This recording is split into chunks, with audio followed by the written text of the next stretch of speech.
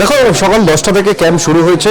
রাসবিহারী বিধানসভা কেন্দ্রে ট্রায়াঙ্গুলার পার্কের যে বড় অফিস রয়েছে সেখানে একটি ক্যাম্প হচ্ছে এবং আরেকটি জায়গায় আরেকটি ক্যাম্প হচ্ছে।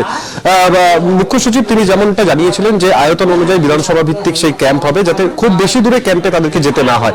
ইতিমধ্যেই সেই ক্যাম্পের কাজ শুরু হয়েছে।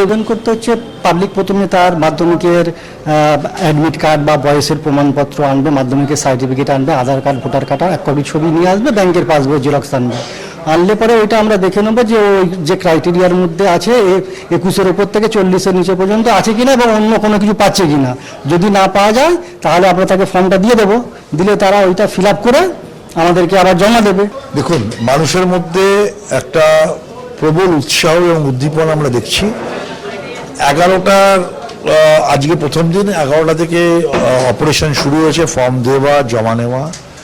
আমি নিজে দেখে, যেহেতু আমি এখানেই থাকি, আমি সকাল 9:30 থেকে দেখছি লোক দাঁড়িয়ে আছে। আমি সাউদার্ন এভিনিউতে একটা ক্যাম্প হয়েছে, সেখানেও ছিলাম।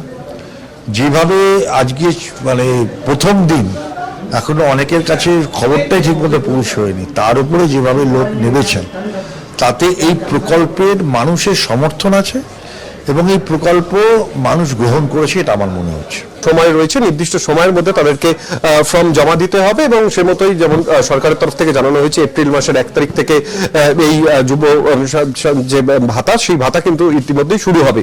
ক্যামেরায় সৌমেন ঘোষালের সঙ্গে সত্যজিৎ বিশ্বাস, বাংলা জাগো, কলকাতা।